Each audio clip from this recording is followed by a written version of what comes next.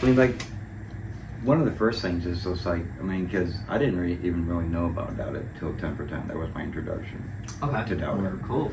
You know, I mean, I knew John was in Antioch. Right. But yeah, I mean, given COVID and everything, it was like, I didn't have that. And I think that's what 10 for 10 was for me personally, was to just go there and absorb the energy and see all these new bands, to see what Detroit was the next generation was gonna be.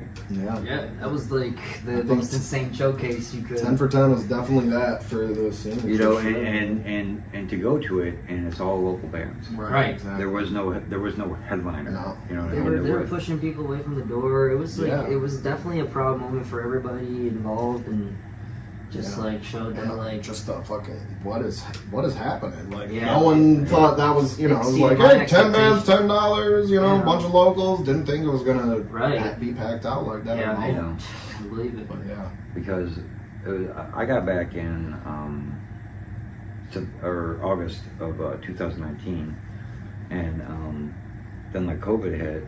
So I didn't even have a chance, because I had moved back to Texas in 2017, came back in 2019, and so I was just getting reacquainted with like Detroit and all the things that had changed since I was gone. Right. And then COVID hit, and that really kind of, you know, of course, fucked things up.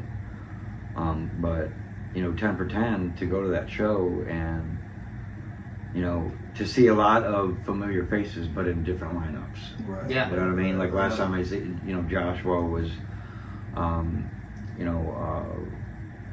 Bitter Peace. I actually went on the road with them back in, like, I think 2016. I missed that band. They were so good. You know. But so to see a lot of the same faces, but in totally different lineups, and, you know, just everything that, you know, we all missed, you know, during COVID. Right. You know, and so that 10 for 10 show just really ignited, because I hadn't even booked a show, I think, since, I want to say, like 2015. Wow. Right. You know what I mean? Yeah. And that's the thing, like Hardcore Cares was actually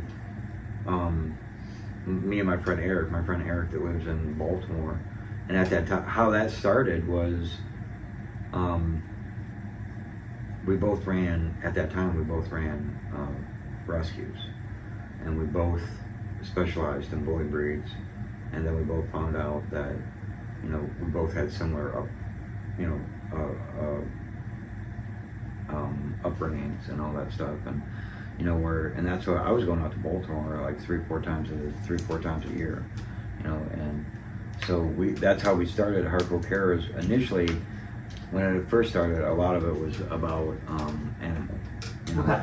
Like let's say I booked a show with John. Mm-hmm. You know what I mean? So we would pick a charity, or John would pick a charity, and at that time it was primarily animal based. So he would pick a shelter or a rescue or something like that, and then all the money from the show would go to that.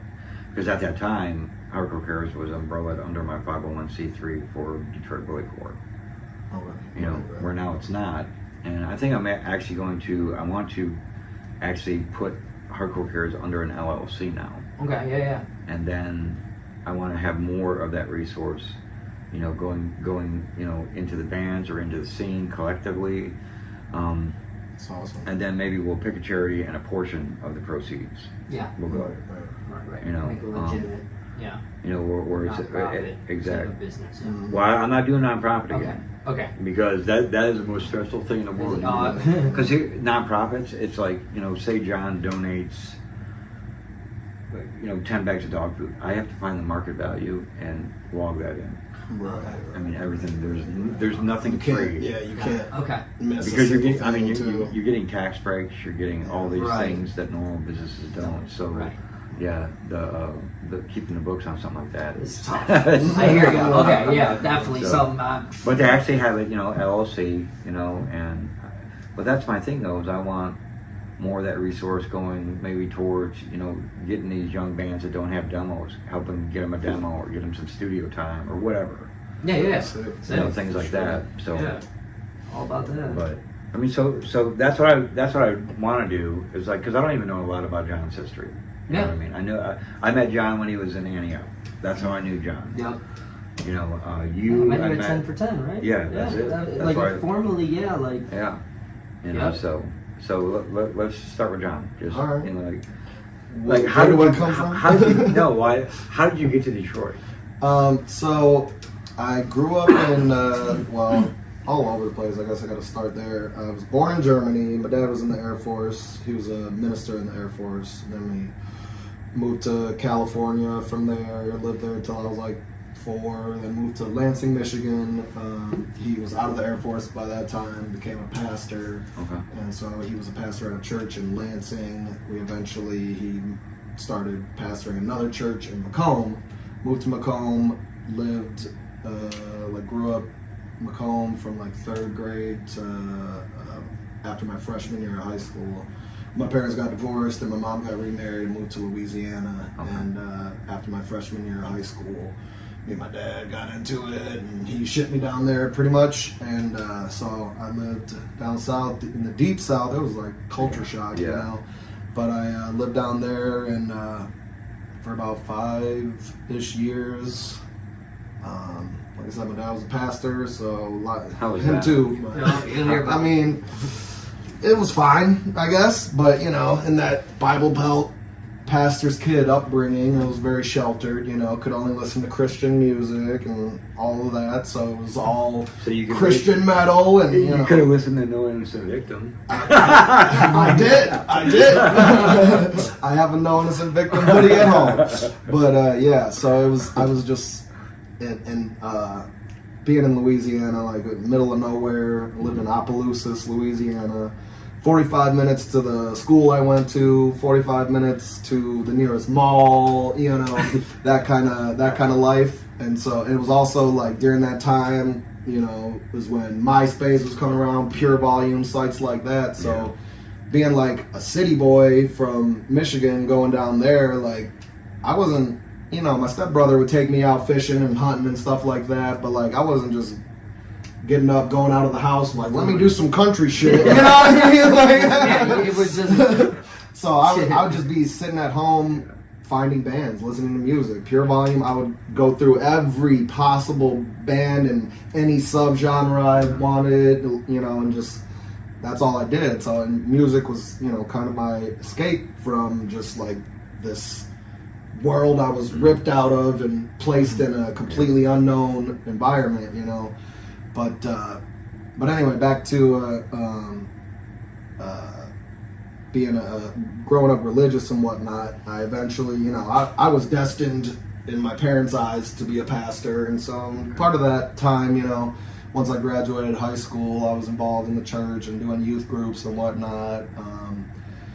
And I mean, that's a bridge that got burnt eventually, but it led to me, like, you know, wanting to get married ASAP, no sex before marriage type stuff. So I ended up getting married at 20 years old and moved to Memphis, Tennessee, where my ex-wife was from, and then lived there for 2 years, and shit was kind of falling apart. And I was like, let's start somewhere new. My dad lives up in the Detroit area.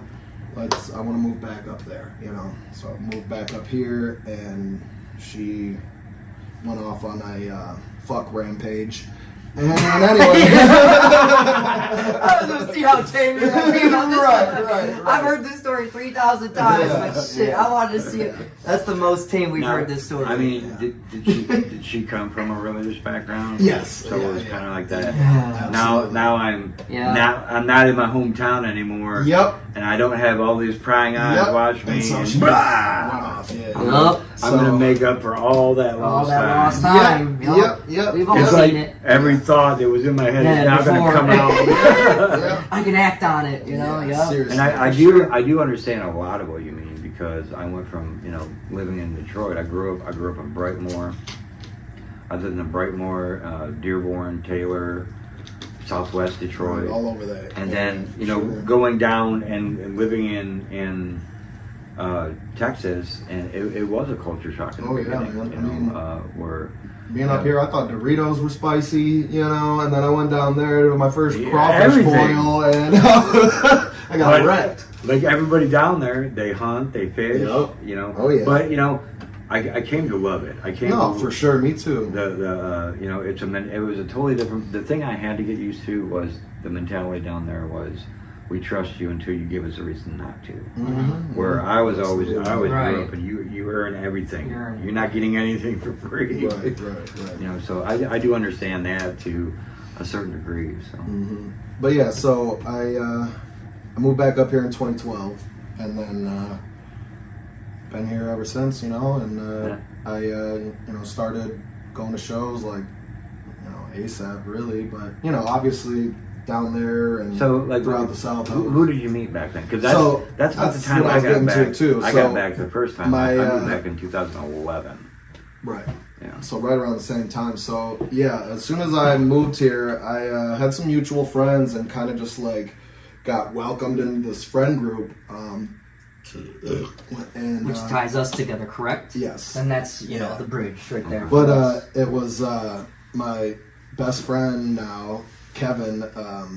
He was playing guitar in Annie Up at the time. Okay. And Yeah, I know. then my roommate now, he was playing drums at the time for Annie Up. And they took me to a couple Annie Up shows, you know, and I'm like, hell yeah, you know. And then it kind of just went from there. And it's funny, like right when I started hanging out with them too, Kevin ended up quitting the band and like, but I didn't know Critter and all them very well yet, just like met them through Kevin, you know, and didn't end up joining Annie Up until after I played in Backswing for a bit.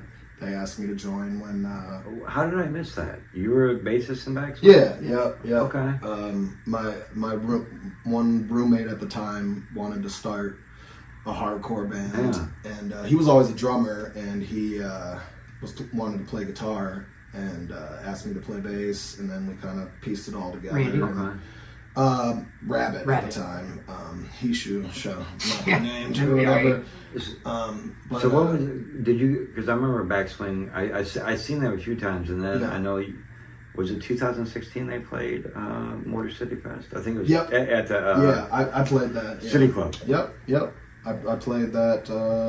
I was still playing in Backswing then, and then Herb was about to have his like third kid, I think, and he was stepping down from Annie Up, and Matt it was funny. It was like I think the day I quit Backswing, because I had like from the jump didn't really want to go anywhere. It wasn't really my style of music. We were always kind of creatively butting heads because the two guitar players weren't like big hardcore guys. Like they mostly listen to metalcore or some variation, and I would shoot down a lot of the riffs, just like, no, that's not a good one, you know. And I'm, you know, the bass player, so it's not like how about this riff, you know, and like do it or whatever.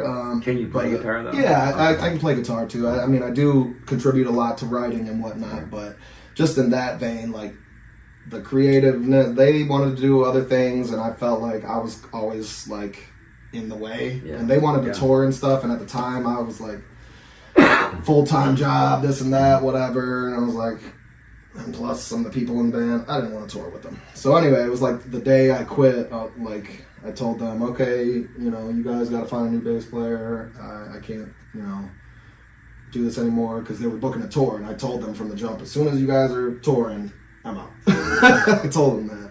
But and then like that day, Matt calls me, and I was like, well, I just quit Backswing, but yeah, I'll play for you guys.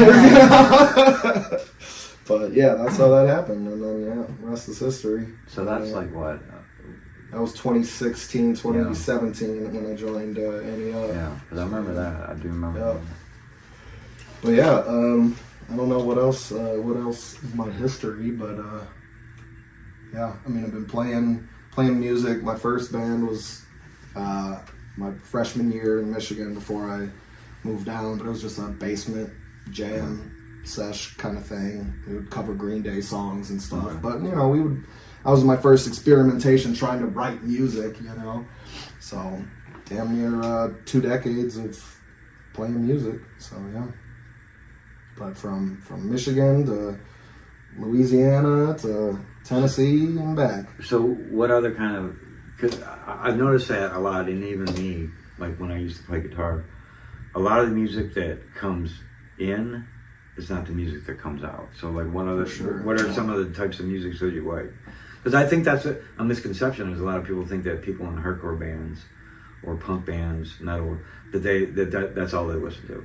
Right. You know what I mean? Where if you looked at my playlist or my favorites, you'd think I was bipolar. Because it would be like Slayer, you know, and then some hardcore, and then some Billie Holiday, and then some Johnny Hooker. No, I definitely listen to like a whole lot of everything, but also a lot of hardcore.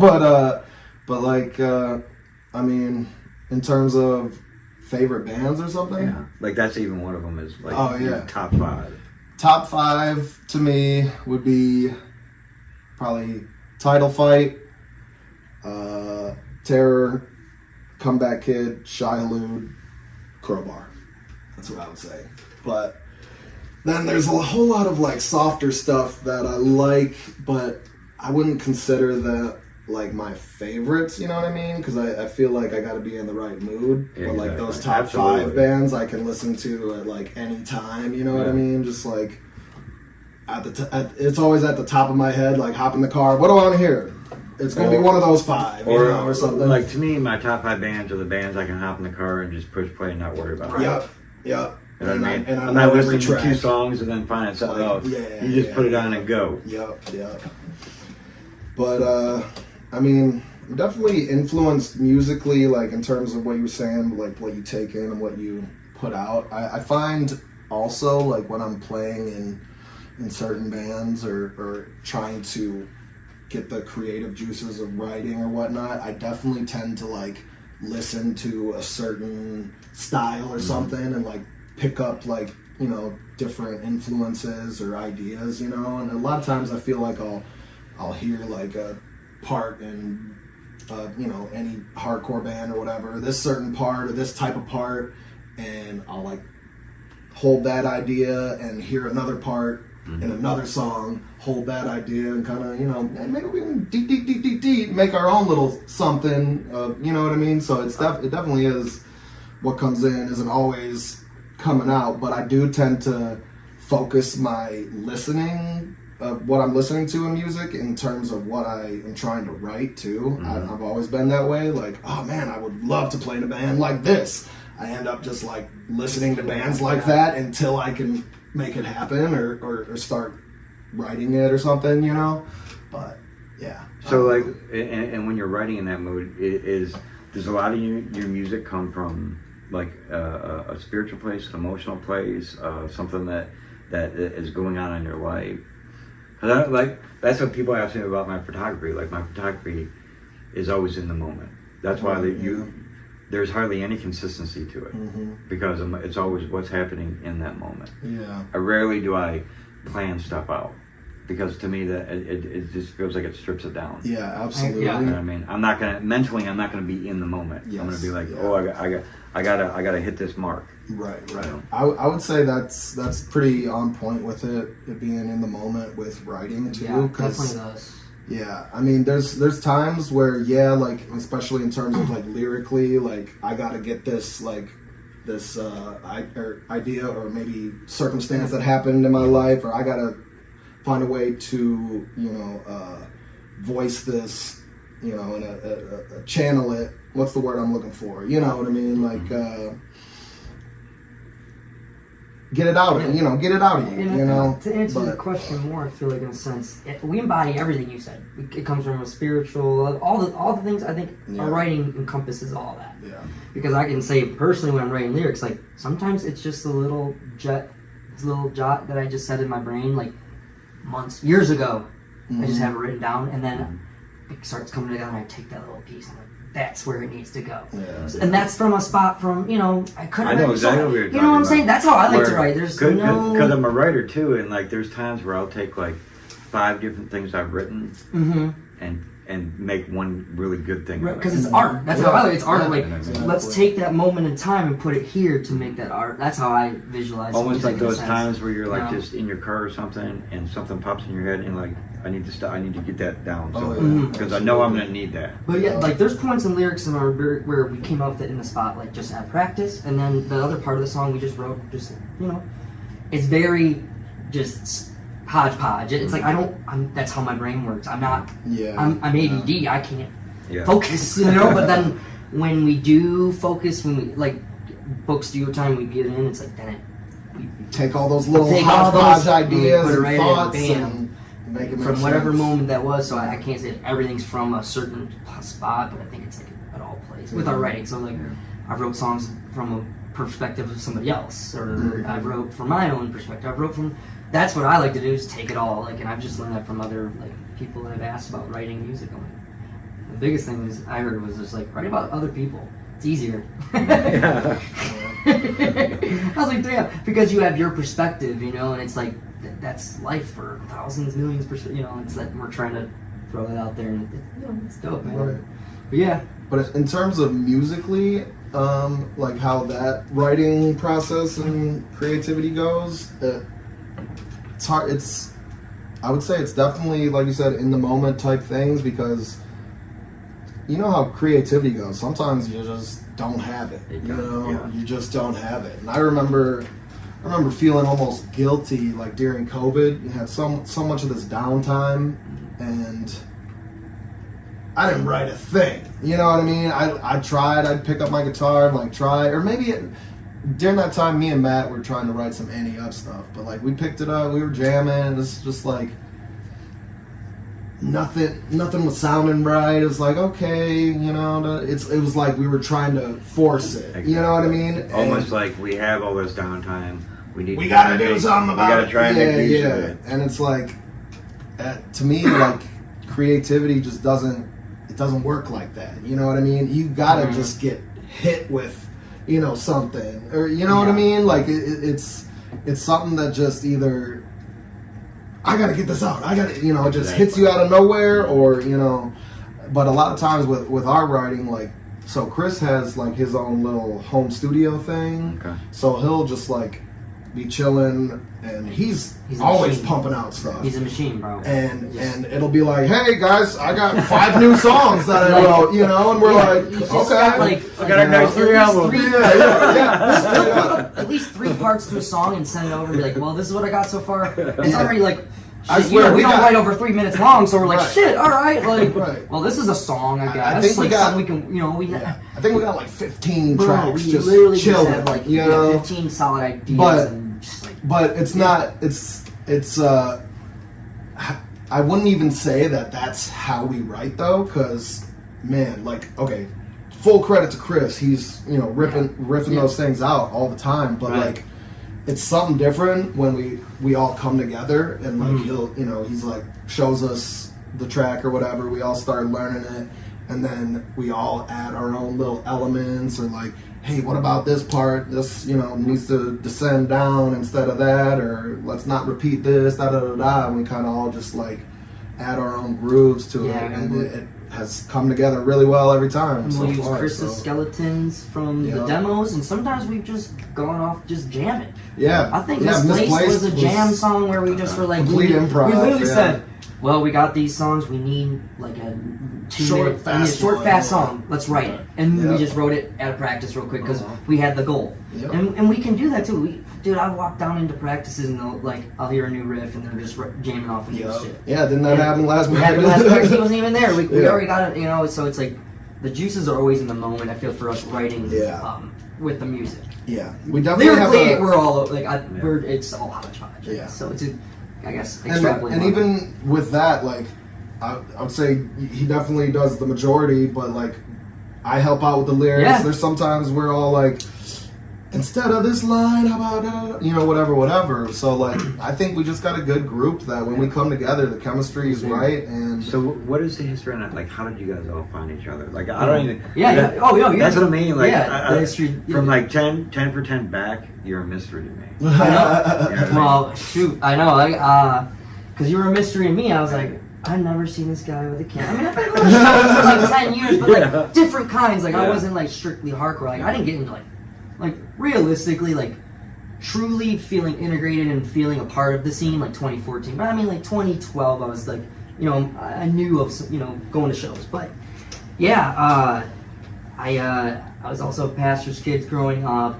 And I grew up during that like Christ-core movement, like, Okay. and there's this church that would throw shows called Grace Christian Church, and my best friend, he runs our merch, Christian.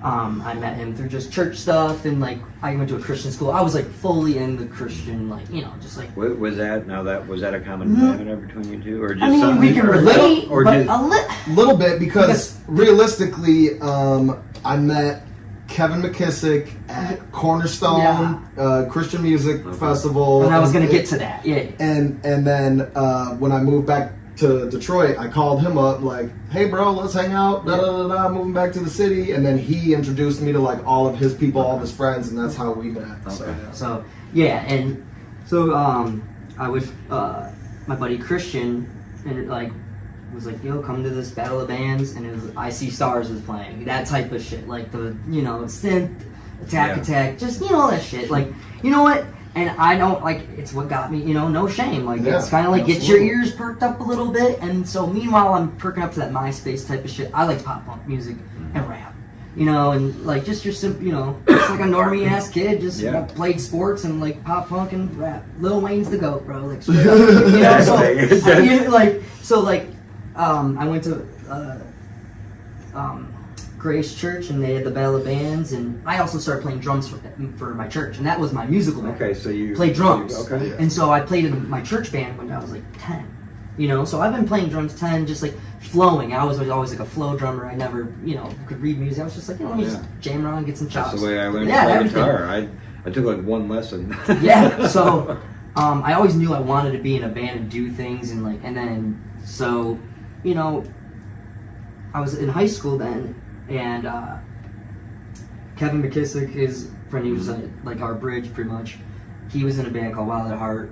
He went you know, and he went to my high school, and he was way older than me. Like I was in like 8th grade, he was in 10th grade, and so their band was in our high school, and I knew about, you know, Wild at Heart, and I'd check them out, and I was like, oh, it's cool. Like it's hard, it's breakdowns. You know, I still was like into it, but like I go see them and stuff, and just kind of like gradually just going to shows and just like getting my own knowledge and experiencing these bands firsthand. Like I saw Bane for the first time with John, and it was like, oh yeah, this is, then they kind of like all clicked, and then you know, I was getting all those bands, Title Fight, like all like the pop punk adjacent, like Cruel Hands is not like that was the band that Cruel like Hand show. like like when I heard Cruel Hand, I was like, oh, this, because I loved Metallica as a kid, so I was like, this is Metallica, but in a realm of art, really, this is it. And I just wanted to find every band that sounded like Cruel Hand when I heard that band, and I was like, game over, and just like, you know, just going through the backtrack days and all that, you know, Expire,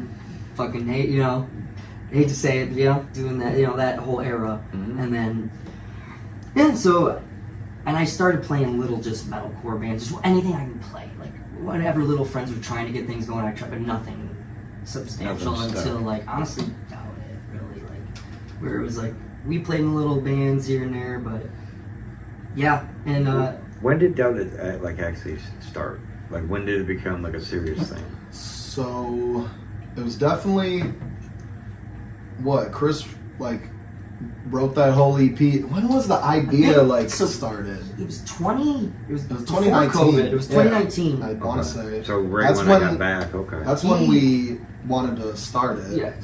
So because he brought me aside in his car, we were at the bar hanging out, and he's like, yo, check out these little demos that, you know, this little band I'm joining in on. We're looking for a drummer. He's like, you know, let me what you know what you think. Listen to him in the car, and like I literally was like, it's basically the Demon Dance EP, and I was like, this is crazy. I was like, John, this is the best band you've ever been in. I go, there's no lyrics on this. There's like machine drums. I was like, this is your best band. You know, because I loved it. It was just like groovy. It hit all the things that I liked. Thank you. That's my, like when I first heard you guys, because it was all new to me. You know, and like of course, you know, I think it was Enemy of God kicked everything off. You know, and that's the kind of style that I'm used to in Detroit. Right. You know, it was like when I moved back in 2011 is when Poison Tongues first started. And so I started, you know, talking with Lenny and Jim and all of them. And their first album was straight Detroit hardcore. You know, it was kind of almost like, you know, they had left off, and that was their first album. They started where they kind of left off, and so But then I heard you guys, and I was just like, at first I was like, okay, so there's melodic guitar, and they're like, I'm listening to his bass and like the drum lines, and I'm just like, these guys have found a way to make fucking rhythm and blues and hardcore work. Hell yeah. I agree. I don't know how Credit- they do it, 'cause I don't play any Credit instruments. to I'm- Chris on But And and on that's what I his, tell people. I said, those lead riffs, man. you know, as I tell people that is that you know the thing about it is it's almost like those songs and that music like hit people in the heart. It's in the soul. It's not like just the anger and the angst and the adrenaline that a breakdown instantly. Yeah. But it's like you sit there and see. I'm not somebody who focuses a lot on lyrics. Okay. It's weird Yeah. because I'm a writer, Mm-hmm. but usually when it comes to music, there's some portion of the music that grabs me. Like I'll be in my car sometimes and I'll listen to like the same portion of the song like 8 times. yeah. Just because it grabs right. me. Yeah. But then it's like I listen to you guys and it's like my ear and my brain actually take the time to hear what is happening, to hear the lyrics, to hear what's being said. And that came to fruition on the stage at Tie Down, because usually I'm very mechanical and professional when I'm on stage. Like I don't even know if anybody's ever seen me put my camera down to join in. Right. I don't think I've ever seen that. Just for us. Just for That was us. it. I just like It that song came on and I'm just like makes me smile every time.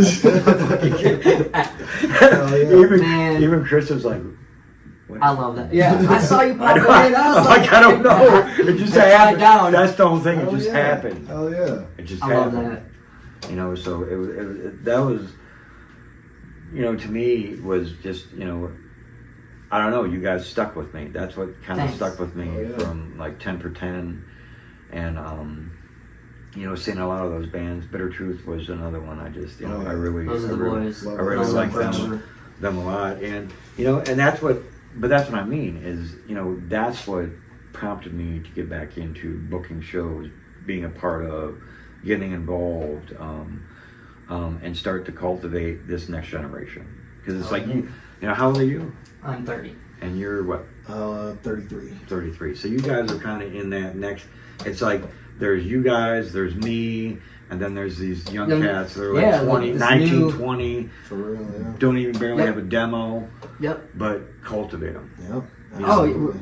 we're trying. Yeah. I mean, and hey, so- like, it's just, I'm glad they're showing up, doing the thing. Like, it's weird. Like, I always think I'm so young, and then I'm like going to shows, and it puts me in a reality check of like, For real. the body feels 22, Yeah. but I can't, man, oh my gosh. They're like, yeah, it's like, And just being able to hear what they're saying. Yeah. You know what I mean? And let them know that look, yeah, I'm an old head, but I understand what you're saying, and I understand what you're going through. Yeah, absolutely. Because sometimes I'll just tell them, I've been 20 and I've been 50, so I do understand what you're going through. I'm not some out of touch, right. Right. old Absolutely. head Right. who's like, you guys should have to do it like we did it. Right. No, I absolutely. wouldn't want anybody. No. I seriously wouldn't want these kids nowadays have to go through that, because I mean sometimes it was like getting jumped in a fight just to go to a show. I know, dude. And I think the old guard is like coming back, and it's full circle, like all love. Yeah. From everyone I've talked to, like it's insane. Like, cause it definitely when I started going to shows, like it was still like a divide. I feel like now it's huge. a little. Like I felt that so big in like 2017, just before I moved back to Texas after I sold my property. And it was just like right when the old sanctuary, like it was that last show, like the terror show. Yeah. The goodbye celebration, and then it's like I wasn't even here for like the opening and the transition into the new sanctuary. But when I came back in 2019, I started going there. Yeah. But yeah, and it was very evident, and it was like this. There was no like it was like that. Yeah. It was like that. Yeah. You know what I mean? And so it always kind of bummed me out. Yeah. But as like I'm telling you this story, I was at the sanctuary. Right. Oh yeah. Right. And I It's mean, so sick. because to me it's always going to be about hardcore. Yeah. My personal feelings towards people, or people's feelings towards me, they're not going to keep me away from the show. No, And yeah. I'm never going to Never use will. I'm never going to use my personal beliefs or my feelings about other people to do this. No. That's right. To be a wedge. And that's, Yeah. You know.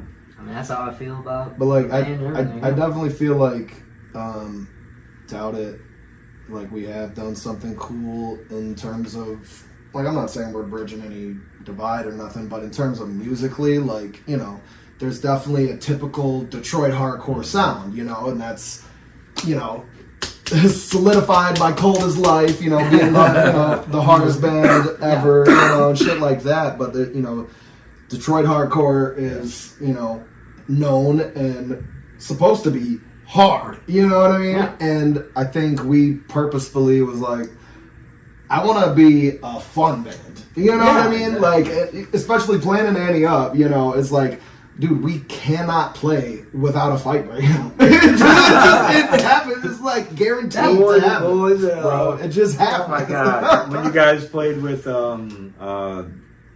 Smash Your Enemies. Yeah, at parts of labor. Yeah, I got dude. pictures. I know. I got pictures of Robert like mid swing, Right, dude. dude. Yeah, dude. And so I think a part of that was like, you know, part of that divide definitely was like, I think there's a lot of maybe casual fans of hardcore that, you know, might not be into the heavy mosh or whatever, you know, just want to come catch a show, but like, you know, maybe I don't feel like getting whooped on tonight, Yeah, maybe you know? maybe I just want a two-step instead of being, you know, Right. wow. And that's understandable, but I don't feel that way. I'd rather get punched in the mouth, but but it's the understanding of, you know, different perspectives, different, you know, and like we wanted to be something different, do something different, and you know, not have the typical Detroit hardcore sound. But you it's know? got to feel good to do things your own way, and still have people punching each other in the mouth. Absolutely. That's the only Yeah, reason. yeah. That's the only reason this is on the Our wall right first now. show. Because I don't normally put this up, Right. but I mean, that was the energy, Yeah. and he. And he's in the back punching people in the mouth. He's doing his job. That's Max. Yeah. This What was Max always before. So what had happened is he came around this way, came off the stage, and started grabbing people and throwing them. He said, "No, we ain't piling here." I got the series of pictures. He starts That's killing people hilarious. off the ground. Max just wants people. He wants violence. I love Yeah. it. It's hilarious, man. And here's the thing, and like, hardcore is supposed to be violent. Like, Right. I love that about hardcore. It's You feel always like that's been. a part of the gatekeeping? I have some perspective. on Here's it. like one of my Yes. biggest questions. Yeah.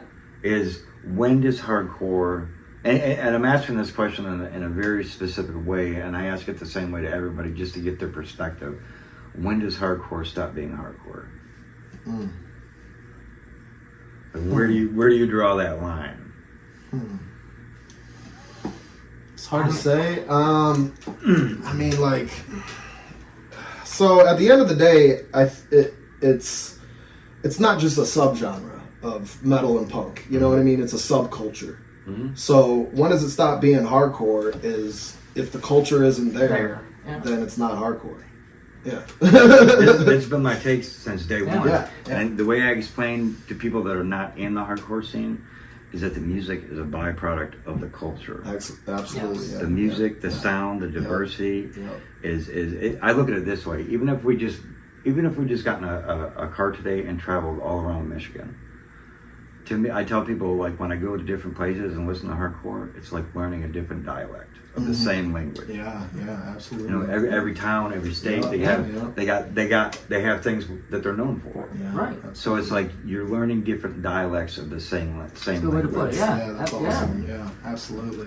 Kind of like what you guys, what you're describing, what you're doing. You're like, this is what Detroit We're still hardcore. Detroit hardcore. This but is what yeah. Detroit hardcore is different. It has always been, but we're going to do something a little different. So we're going to expand and we're going to speak from the same language in the same place, but in a different dialect. Absolutely. Nope. But in terms of gatekeeping, like, I truly believe, like, okay, I do believe there's a place for gatekeeping, but I have a different perspective on what exactly it is to gatekeep. I think number one, hardcore gatekeeps itself for the most Yeah. part. You know what I mean? To me, it's always been It's like if you don't like it, if you got if you got hit during the mosh and you didn't like it, go home and never come back. Yeah. You know what I mean? Or if this you is got obviously not the place for you to be. right. But you know, and some people you get in that mosh pit and you get hit one time and you're like, well, I love this. You know, like where has this been my whole life? You know what I mean? That's like a defining moment. Exactly. You know, going into your first pit, and you know, it's like everybody says, you have a plan till you get punched in the mouth. Mm-hmm. You know, and you either want it, you want more, or you're like, okay, I'm done. Yeah. This is not for me. Right. And I'd say, in my opinion, the best way to gatekeep or whatever is, I wouldn't even call it gatekeeping. It's just like, okay, in terms of people being mad about, like, you know, all these TikTok kids or whatever, you know, trying to police hardcore and making it weird and, oh, this guy moshed and They're on TikTok. yeah, who cares? Who cares? They're not on my show. Right. And if But- it came from TikTok, they're gonna find out and they can stay. Like I'm not gonna Right. police how they got here. Exactly. Like So- you either so- get in or you know. So to me, the best way to gatekeep is be there. Be a part of the community. Right. Okay, you want these kids to figure it out or understand the culture, be there and talk to them, teach them. You know what I mean? Right. If you just go to the show, let's say, you know, I'm not playing in the band, I'm just going to the show to mosh hard, okay? Right? And there's a bunch of kids there who are getting in my way of moshing, and I'm hitting them, and they're getting upset at me or something like that. Instead of being like, well, "Fuck you! You don't know this scene," and da da da da da. You could talk to them. You're like, "Hey, sorry, I caught you there. This is what we do here. Maybe Welcome to the party. You know, go back to- if you don't want to get hit or you're just trying to I have would- fun, yeah, you know, yeah. go somewhere else. Da da da da. You know." It sucks having to explain your culture to outsiders or whatever, and like we don't need them. We don't need them there. But like, if these kids are coming around and messing the scene up or whatever, you gotta educate.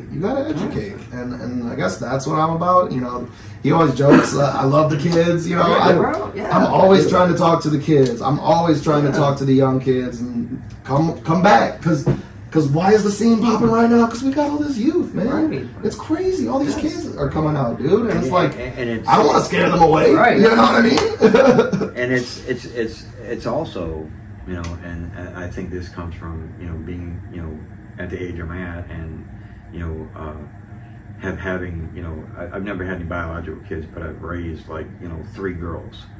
You know what I mean? So I see there's like a lot more young women in the scene nowadays. Yeah. More than I've seen in Definitely. a long ass time, you know, and so that's the same thing. Is like, I remember one time, you know, going out after one of the shows at Dos Los Tacos, and just, you know, I was just sitting there and I was just absorbing, you know, and so then I just started sharing experience, like, you know, you guys don't have to go through it. Was like no adult or you know, a positive male role model. I'm like, you know, you guys don't have to do that, right? You don't have to be objectified. You don't have to do all these things that you're allowing people. I said that's the first and foremost, and this goes with all these young kids. You know, you don't have to do those things to be accepted. Right. You know what I mean? Yep. And you know, I believe, you know, I truly believe that, you know, the youth is where, you know, that fundamental basis and foundation for rebirth. Absolutely. You know? Absolutely. Because guess what? When I was your guys' age, I never thought I was going to be 50. I never thought. yeah.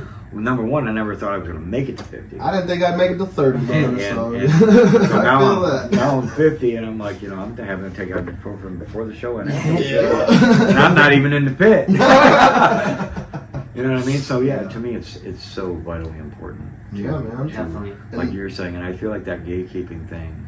Every time I hear it, I just kind of laugh, because I'm Right. like, that's the most un-punk rock thing I know of. Right. Because I think it should be more in the moment per, you know, incident. Yeah. You know, not this overall, you know, way of making people feel uncomfortable. Right.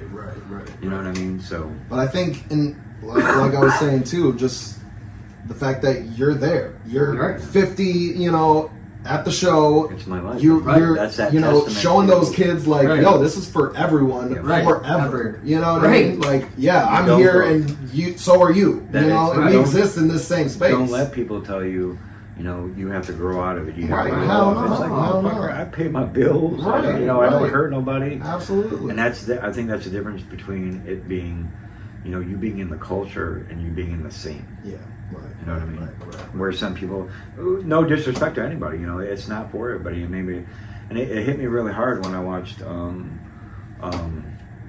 Godfather's a Hardcore, and somebody asked Vinny that question, you know, and Vinny looked at him. He's like almost dumbfounded, like, how do you grow out of a culture? How do you grow out of a way of life? Right. You know what I mean? Right. And Yeah. it hit home right there, you know. Absolutely. Because I was that person having to always explain it to, you know, my coworkers or, you know, my family. Like, why are you still listening to that crazy, obnoxious ass music? You know? Oh, I hear it all the Oh, yeah. time. I'm like, yeah, that's crazy. that crazy, obnoxious music is made by my friends and people that I can go anywhere in this world and Absolutely. and know somebody. Yep. Right. You know? That is a true crazy thing, man. And yeah, I mean, like I was talking about how I met the people I did when I first moved up here. Like, didn't have no friends, but immediately was accepted by this group, all because of hardcore. You know, it's just it's like that. You know, anywhere I've gone, yeah, I end up. Oh, I'm hanging out with some random dude that I know. We connected through hardcore or whatever, and we Always have a great time and are you forever always friends. have that- You know, you yeah. always have that foundation. Exactly, dude. Some exactly. people are your friends forever. Some people, you know, every time you see them at a fest or out of, you Yeah. know, Right. You got don't have to that. see them every day or talk Exactly. to them every day, but every time you see Every them. time you do see Yeah, them for absolutely. that weekend or that day or that night, you got family. But yeah, best You know what I friends mean? in my life. It's all through hardcore for sure. Absolutely. And that's what I tell like some of the people in my family is that, you know, I got, you know, the people that are closest to me right now are people in the hardcore culture. Absolutely. Absolutely. And not because I like selectively push people out of my life. No, it's 'cause- That's who sticks around. Yes, yeah. And Absolutely. especially, yeah, for me, like, I got family that lives all over, you know, Louisiana, Ohio, my sister in Grand Rapids. Like, I got my dad that lives up in White Lake. But other than that, like, I don't have family, you know what I mean? That's my family, Yeah. you know? And absolutely, dude, it's like, I can talk to my family, I know, Yeah. but they don't understand the culture. I want, you know, to be around people that understand me, accept me for who I am, not like always asking, why are you this Yeah. way? Right. You know what I mean? Right. You know? So yeah, absolutely, man. It's a beautiful, wonderful thing, man. And yeah, gonna be doing it forever. So as a band, you know, what are the ambitions? You know, I mean, is that it? Because, you know, some people are like that. We just want to be a good time band. We're just going to cut records, you know, and that's it, which is cool. Mhm. I mean, if I was that's probably why I'm not in a band Right. anymore. It's because that was always my thing. I'm not trying to be a rock star. Right. I'm not trying to fucking tour. And I mean, being in a band is difficult. Absolutely. You know what I mean? It's like being married to like 4 or 5 other dudes. Yeah. You know what I mean? No, it's- When it comes to writing Yeah. and what we're gonna do and when practice is, and Dealing with the schedules and you know, all that. it's a lot. Yeah. It's a lot maintaining that working relationship Yeah. and friendships. I've seen so many friendships dissolve because of it. Oh yeah, we bite each other's heads off here Oh, and there, man. you know, but we love each My other. 4J husbands, man. Kisses dudes. Down it kisses dudes, man. We are a married couple. We, you know, it's true. I tell people that it's like Who's it's a that, job. The Island Boys. Yeah, oh my God. Yeah, man.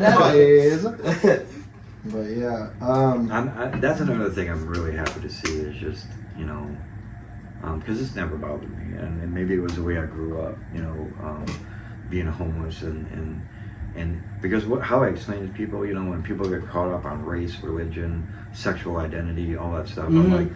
I'm like, try being homeless, because I'm like, when I was homeless, it didn't matter What you earn? it doesn't matter what color you are. It doesn't matter your Yeah. sexual orientation. None of that, because guess what? People don't even see a human fucking being. Yeah, man. People looked at me and looked right through me like I wasn't even a human being. Do you think they were worried about what color I was, what my sexual identity was? None of it.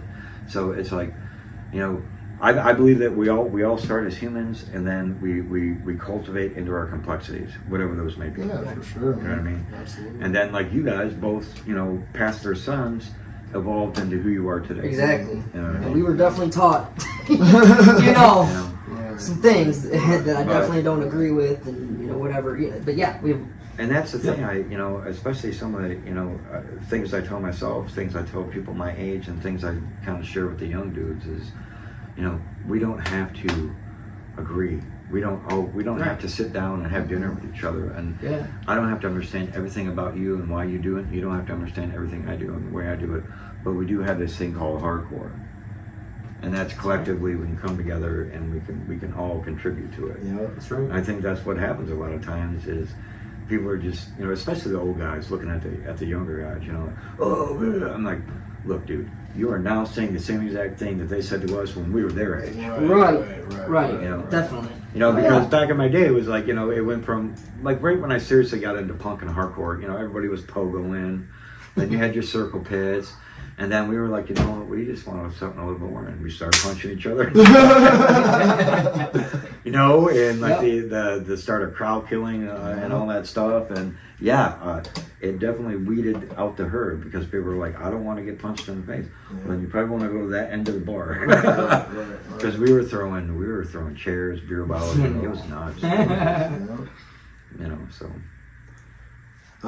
What were you asking? Oh yeah, ambitions, right? Yes. I'm definitely the type that I always keep my expectations low so I can be surprised. And it seems to be working for us. Right.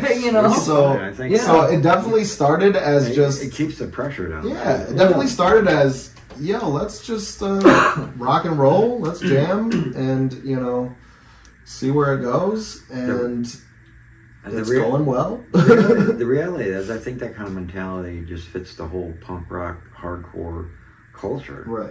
Of not putting too much fucking pressure on yourself. Exactly. Not trying to outdo the next band, and not trying to, force it. Yeah. Right. Yeah. I mean, our ambitions, we know, we can shoot for we're shooting for the stars. If anything, we know our talent can take us anywhere. And we're gonna stick with it and just keep doing what we're doing. We see Turnstile playing arenas, so that's no, I'm just playing. Who played Coachella? One of them was on Coachella. Loose. Yeah, but there's a spotlight on hardcore right now. Yeah, so those are questions. That's why I ask those questions because that's what when I ask people that question. When does hardcore stop being hardcore? Right. Yeah. Is it still hardcore when it's always hardcore when it's on Coachella? I will say seeing Turnstile. I was at the LCA show, and the culture was lost. Yeah. It was not there. But that's not a hardcore show, so you're not going to see the culture there. Right. But you can't strip them from being a hardcore band, right. where they came from, right. So that's why they're valid. And when I'm sitting in this seat, I'm asking questions just to get that. No, for sure. But definitely in that environment, I would say the culture was not there. Oh yeah, but it's just. Big shows like that. That was my first time ever going to a concert at LCA, in a big arena. I've only been to hockey games and shit there, but it was weird to see, man. Just because there's okay, they're on the stage, and then they got literally 20 feet, and then a barricade, and then the crowd. You know what I mean? So and everyone's just standing there, there's no dancing, there's no, so the culture is lost right there, but. Like you said, it's a different environment. It proves that hardcore isn't made for stadiums. Yeah, for sure. First and foremost, because you go see I've seen them at festivals where you can actually pit because it's an open field, how a hardcore show would kind of be. It's still a festival. There's a barricade, but at least gives you some sort of energy. And there's thousands, whatever it's people. Just like last night, I seen that same show. Back in March at the machine shop with barriers as opposed to last night. Yeah. Totally different atmosphere, totally different feel. 2018, I shot a Live Nation show and it was Suicidal Tendencies, Madball, and I forget it was like a opener, but Madball kind of did that because then you got the pit area where I was taking pictures. Then you got the crowd, and Madball Freddie comes out and he's like, I see a lot of these faces and they're unfamiliar, and so I don't know if you're ready for us, but we're Madball from New York. Boom. You know what I mean? So I get it. Yeah. You know what I mean? So it wasn't like on that grand of a scale, but still, here it is, this New York hardcore band that we all know and love and have seen in like some of the grittiest of places, right. playing Houston Hard Rock Cafe. Yeah. You know what I mean? With Suicidal. So Yeah. that barrier to me, I'm like, there's no barriers in hardcore. No. I mean, I'm always. And maybe that's just my old head. No, that's no, always. there should never be. I mean, if you can always avoid it, yeah, you're definitely. But I mean, like those big But venues, that doesn't mean that Madball's not a hardcore band. No, exactly. Like they, I mean, or that it's turnstile isn't either. It's Right. just hard seeing a show, given the culture and the way you're not doing that. Yeah. And You're but not you know doing what? that. Right, Bands right. like at that level, even Turnstile will come back around. They'll probably Yeah. do no barrier shows, and they'll think they all and Right. stuff like Madball. Like there was no barricades at the Majestic show they did, right? No, Yeah. yeah. And Majestic will have barricades. Yeah, and they sometimes. will. So, But they obviously did that tour and requested no barricade or something Mm-hmm. because if you don't have stage dives for Turnstile or pylons or what, it's like it's weird. It's just weird to me. Yeah, I it's mean, super weird. people have come up and asked me like from other subcultures like deathcore and other stuff, and they're like, "So how do you feel about hardcore being like popular?" Like I'm like, popular. I mean, it's. I guess it is. Like, right. And to come back around to the ambitions, I guess that's where we're at. Like, it's like, we'll see where it takes us because right now is a weird time, man. I mean, Turnstile playing like the arenas being on. That's the first time hardcore has ever gotten that much limelight. You know what I mean? And so, who knows what could come of it? Because.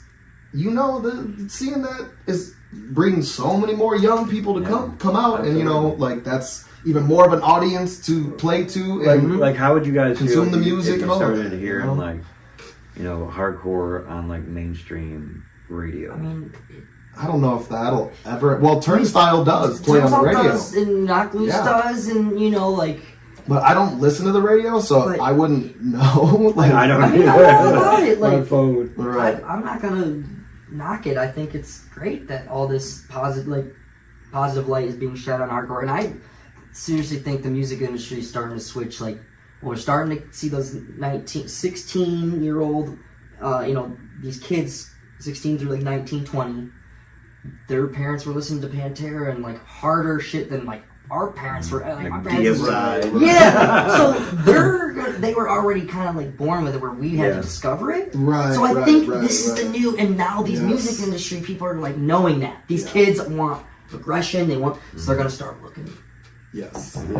Right here, hardcore, and it turns out I had the plugs, and they were putting in the work, and they got to know the right people to get into the spots, to get the spotlight on us, and start putting money into our pockets. Yeah. And I think it's great what that they have done, and like, it's just cool that like people are even putting us in that vein of kind of music that we can like cross over genres and still be hardcore, and because we are hardcore. Right. That's our culture. Right. Like we'll never stop. Yeah. Like you said. So like our music, like just you feel it. Like you said, you feel it in your soul, man. You know these guys. I mean, there's some bands. If you're a part of the culture too, you know when another band's 100% part of the culture there's too. a lot of bands that I really, really, really like, but it's like they stop like right here. Mm-hmm. And then there's bands that hit you and you feel it. Yeah. There's bands that will make me put my camera down. Right. Hell yeah. You know what I mean? But in terms of how I feel about hardcore getting, popular, becoming popular music, I just roundabout back to the gatekeeping too. It's just like, yeah, that's awesome. More people should, I love this. I love the culture. Like, if more people want to listen to it and there's more ears on it, hell yeah. That means they come to the shows. They might have some learning to do, Right. But Here comes hey, the learning curve. they'll figure it out. Either it'll blow up even more, or it'll maybe get a rise, and maybe once they start, people go to shows. Oh, maybe that's not my thing, and it'll fizzle out. Who knows how this goes? You know what I mean? Who knows? Because fucking not even 10 years ago. It was hard pressed to get 50 people to a local, absolutely. shit. Even touring bands coming through. I was even surprised, with my shows. I mean, and the reality is the shows that I booked that did the best was the show at the Sanctuary, and I had like one out of state band. The rest were locals, and that's the one that's done the best. Right. So that's. And that makes me happy because, that means there's this big, internal push, and local push where people are supporting. There's so many different bands popping. Like, shout out to the local scene, all the fucking my bands, boy Bryant, Dead Hang, like amazing. It's a funny story because I had started. Julian was at my birthday show. And so that's where I met Julian. Okay. And so I pay attention. I'm always watching. Yeah. Like I was hoping to get Joey's band, Joey Shaw. What's the name of his band? I'm forgetting right now. Oh, he hasn't. Well, he's always saying he's gonna get stuff. Yeah. Going. Well, I wanted to get them. I forget the name. He has a name and everything. He sent me some demos. I wanted to get them on a show, and they, and then he kind of reached out and said, I don't think we're going to be ready. Yeah. So kind of the same thing with Dead Hang, where they started doing stuff. I did their promo pics. And I put them on 2 of my shows without even ever hearing their music. Right. They had nothing at that time. Absolutely. And so he said when the demo finally came out, they were like, thank you so much for taking, a gamble. Mm-hmm. I'm like, it's never a gamble in this culture, because that's the thing. I'm not some record exec. You guys don't have to come out of the gate sounding like any certain thing. Right. I seen your hustle. I seen your hustle. I seen your grind. Yep. I seen you guys doing and completing the goals you said you were going to complete. And you see those kids, those dudes at the shows. They're a part of the culture. That's the biggest thing. Yeah, I don't have to hear the music. Man, you with us. That fucking irritates me when like people want all these allowances and want all this front page news, and it's like, but I don't remember the last time I seen you at a show. Right. Or I don't remember the last time I seen you at a local show unless some big band's coming through. Right. And nobody's got the excuse. I'm 50 fucking years old and I got a special needs wife. So don't tell me you're too busy to get to a fucking show. I feel the same way, though. You know what I mean? I get there's life, but if you really care, it's like, hey, you put the effort, you're gonna show up. Which is fine if you just want to say, look, my life is busy. Right. My heart's not in it like it used to be. I can respect that. Right. Nah, my heart's full in it. Even now, like I fully, working at Sanctuary, like I love going to shows. Like that's what I want to do. I clock in at a show, damn near every day. It's like, gotta be cool. I love that. Even though you're working, it's got to be cool to be able to just as you're working, absorbing the culture, absorbing the music. Absolutely, man. Absolutely. And that's why, you would think I would feel differently about gatekeeping being, the door, block out the door, you know what I mean? But like, nah, come on in and I'll fucking show you what's up, you know what I mean? And John, I'm all for the chaos and I think the other night it was so funny. What show was that? There was that kid from Illinois who brings his own trash can to gigs. Lou. Yeah, Lou. Lou.